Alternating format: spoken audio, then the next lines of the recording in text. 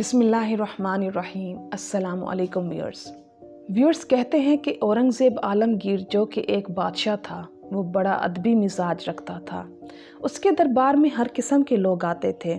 हफ़ाज़, उलमा कराम और सना ख्वां का बादशाह के दरबार में आना जाना लगा रहता था।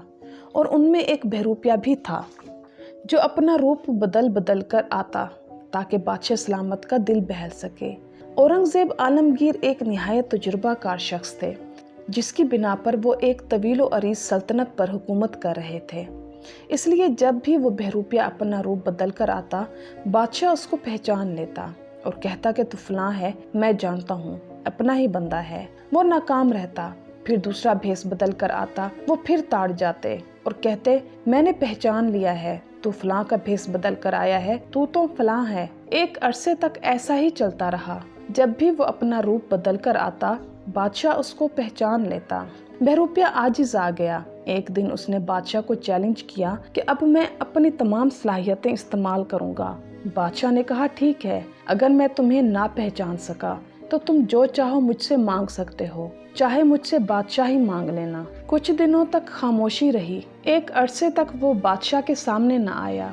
साल 2 साल के बाद शहर में ये अफवाह गर्म हुई कि कोई बुजुर्ग आए हुए हैं और वो फलां पहाड़ी की चोटी पर खलवत नशी हैं, चिल्ला खैंचों में हैं, बहुत मुश्किल से लोगों से मिलते हैं। कोई बड़ा खुशकिस्मत होता है जिसका वो सलाम या नजराना कबूल करते हैं और उसको बारियाबी का शर्फ बख्शते हैं। बिल्कुल यकसू और दुनिया से गोशागीर हैं। आखिरकार ये बात बादशाह के दरबार तक जा पहुंची, मगर वो इतनी जल्दी किसी के मुतकिद होने वाले नहीं थे। उन्होंने उसका कोई नोटिस ना लिया। अराकीन दरबार ने कई बार अर्ज किया कि कभी जहां पनाह भी तशरीफ ले चलें और बुजुर्ग की जियारत करें। बादशाह ने टाल दिया, मगर 2-4 मरतबा कहने के बाद बादशाह ने कहा अच्छा भाई चलो, अगर खुदा का कोई मुखलिस बंदा है और खलवत गजी है तो उसकी जियारत से फायदा ही होगा। बादशाह सलामत उसे मिलने खुद तशरीफ ले गए और मुअद्दब होकर बैठ गए और दुआ की दरख्वास्त की और हदिया पेश किया।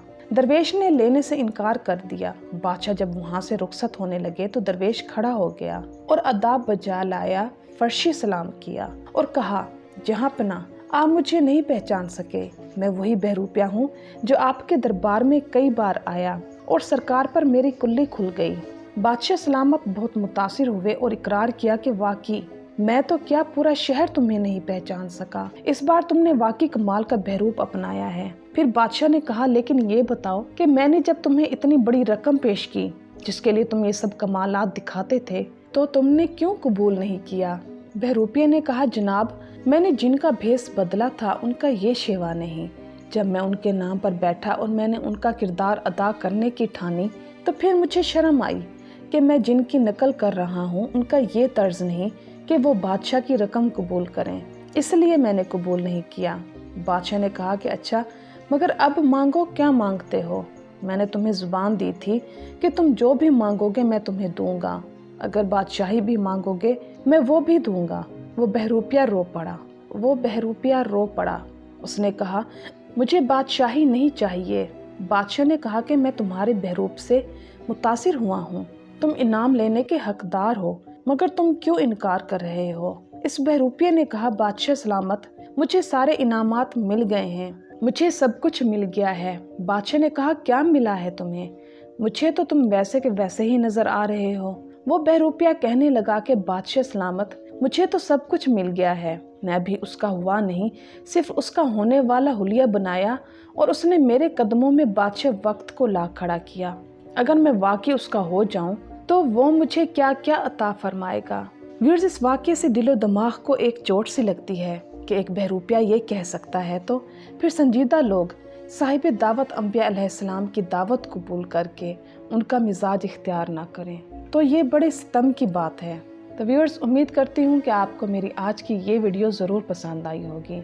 तो मेरी वीडियोस को लाइक करना और मेरे चैनल को सब्सक्राइब करना मत भूलिएगा।